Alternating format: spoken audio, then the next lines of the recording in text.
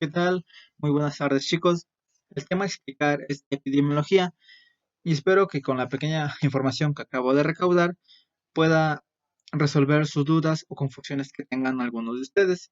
Si alguno de ustedes quisiera recaudar más información o saber más de este tema, al final de este video les dejaré los links y las biografías de cada uno. Así que comenzamos. Bueno, para empezar tenemos que saber qué es epidemiología. La epidemiología es una disciplina científica en el área de la medicina que estudia la distribución, frecuencia y factores determinantes de las enfermedades existentes en la población.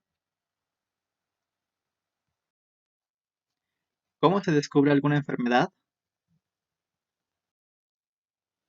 Para poder estudiar algún caso de epidemiología o una enfermedad, es necesario saber una serie de patrones de enfermedades, que en este caso son cuatro: origen, tiempo, lugar y personas.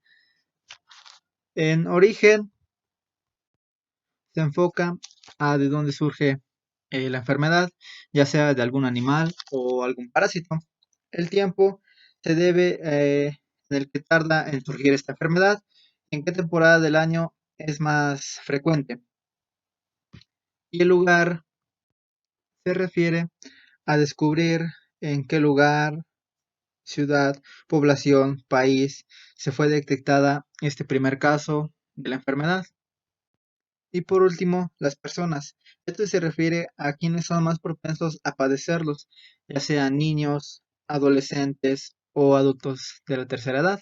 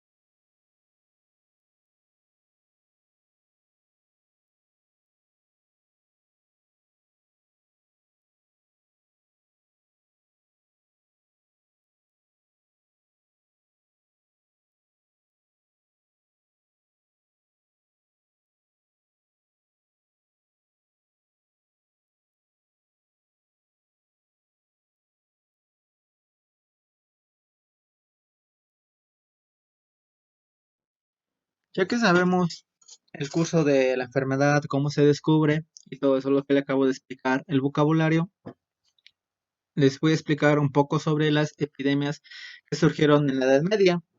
Espero sea de su gusto y comenzamos. El primer tema que les voy a explicar es fiebre de San Antonio, fuego de San Antonio o fuego del infierno, que actualmente es conocido como ergotismo. Comenzamos. El ergotismo es una enfermedad causada por la ingesta de alimentos contaminados por mitotoxinas.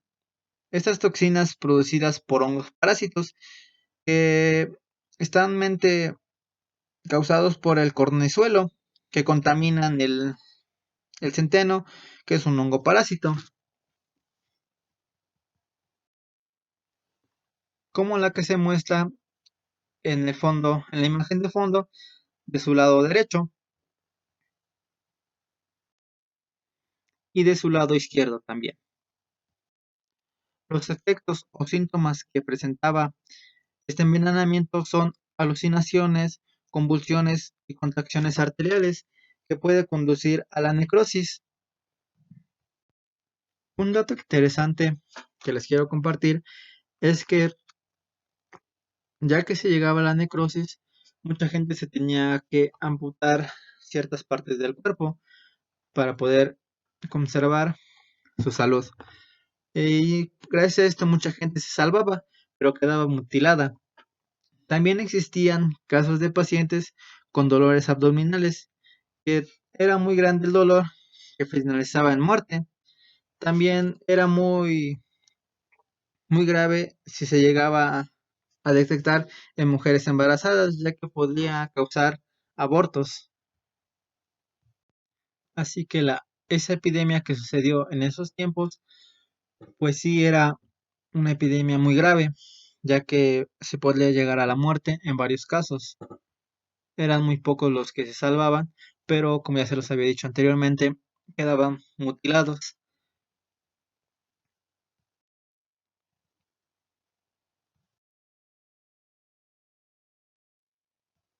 El siguiente tema que les voy a explicar es el de sudor inglés. En este caso no encontré demasiada información, así que lo que haya encontrado espero y sea de mucha importancia.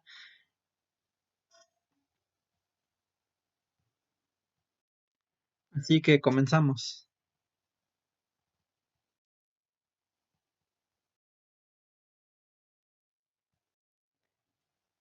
El sudor inglés recibió el nombre porque pues, principalmente era una sudoración intensa, ya de ahí recibió su nombre. Actualmente se desconoce el origen. Fue una enfermedad muy contagiosa y generalmente mortal. Afectó a Inglaterra en varias oleadas.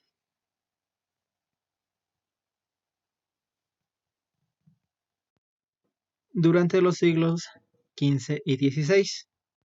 Los síntomas que sentían a esta enfermedad eran miedo intenso, seguido de escalofríos, mareos, dolor de cabeza en el cuello, hombros y extremidades, todos ellos acompañados de un gran agotamiento, etapa que duraba entre media y 3 horas. Los pacientes fallecían entre 4 y 12 horas después de manifestar el primer síntoma. Solamente muy pocos que lograban sobrevivir a partir de 24 horas, perdón, podían sobrevivir y podían seguir viviendo a esta enfermedad.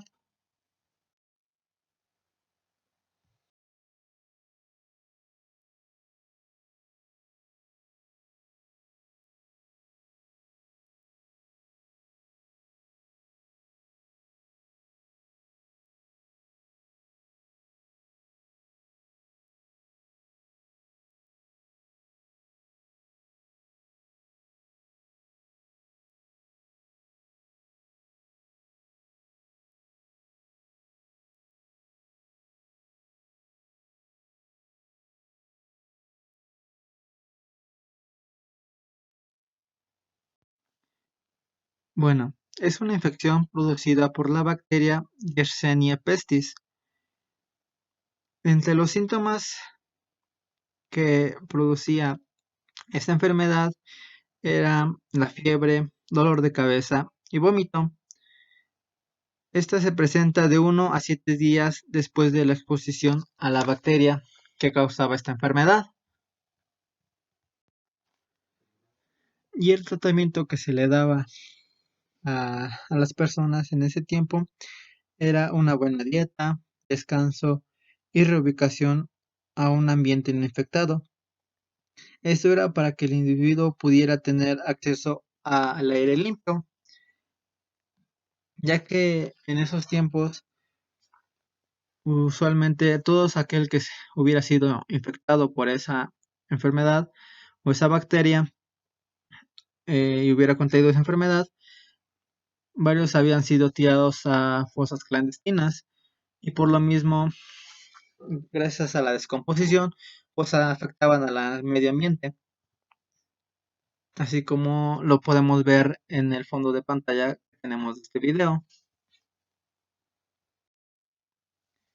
Y un dato interesante que pude descubrir de este tratamiento y que la verdad me llamó mucho la atención y espero sea de su agrado es que este tratamiento fue creado por los médicos medievales que existían en esos tiempos, que creían que la peste había sido creado debido al aire corrompido por el tiempo, humedad o los cuerpos no enterrados, como se los había dicho anteriormente, los cuales habían sido tirados a fosas clandestinas o cosas por el estilo, y los vapores producidos por falta de higiene.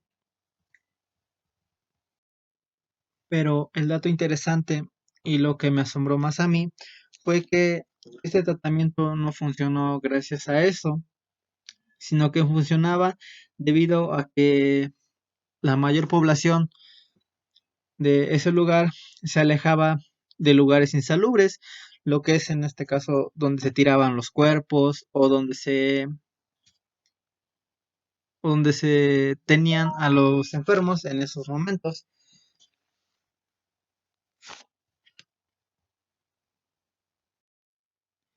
Y también la gente huía de los roedores que albergaban a las pulgas que propagaban la infección. Eso era, bueno, eso es muy interesante, ya que pues fue un momento bueno y a la vez trajo una consecuencia.